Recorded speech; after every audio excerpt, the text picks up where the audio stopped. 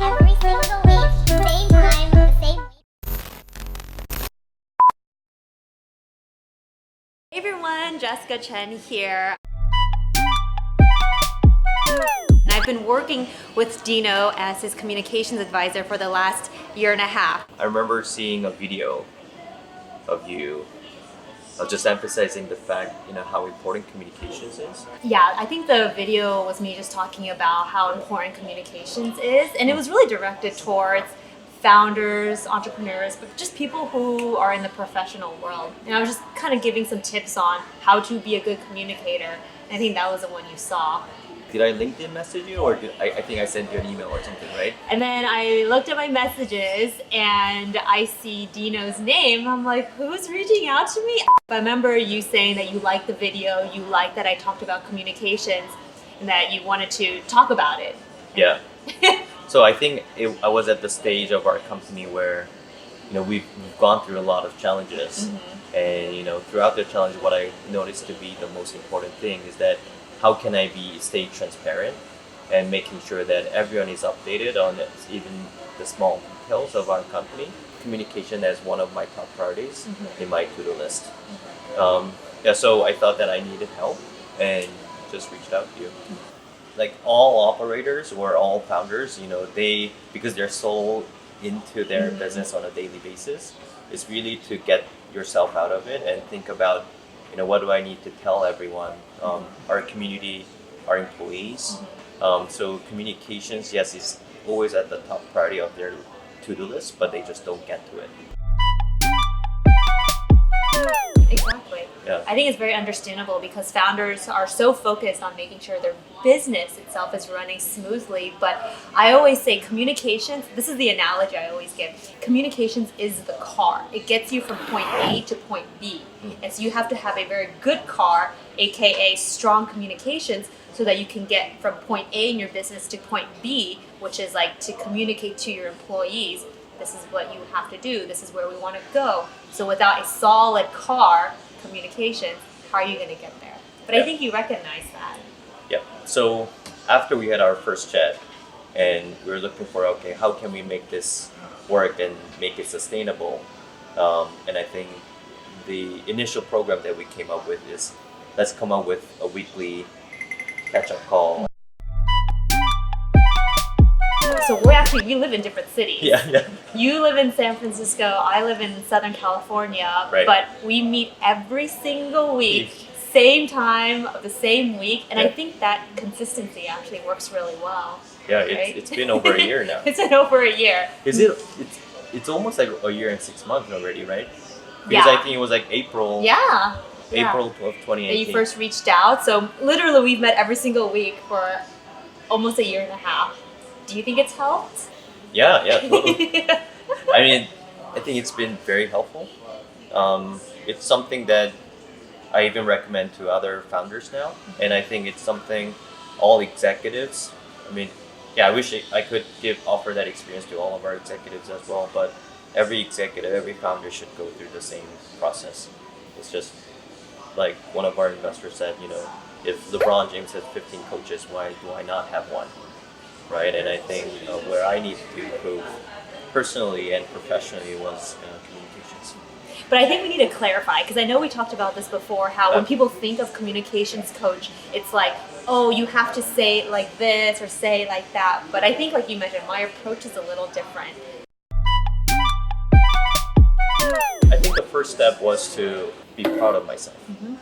Running a company, and I have a lot of support from our community of investors and customers. We have millions of customers, but I don't think anyone really has said that to me. Like, be proud of yourself and be proud of your accomplishment. I was always coming from the perspective of these are my shortcomings. Communication is my shortcoming. I'm not. These are the things that I need to improve on. But I really reframed my thoughts around how I should think about myself, and that was the first step that we tried to initially tackle. Okay, how can Dino think about himself as like, hey, whatever you're doing now is already good, but we can be better. Number two is that with you being proud of yourself, with you appreciating yourself, you're able to improve your communications of the and be confident. Right. That will eventually get you to the place where you are a good communicator, right? Yep. No, that's exactly right. I remember our first few meetings, you know, we were talking about you and your business, and I just remember feeling that, you know, you have a lot of pressure, right? You want to succeed, and you were always thinking about, okay, yeah, what is the next thing? Which is understandable. But I remember thinking, like, Dino, you have to also celebrate the things that you have done, right? You know, think about how far you've already come. Are you taking the time to think about that? Because without celebrating the accomplishments, like, then you're just kind of going through life, you know?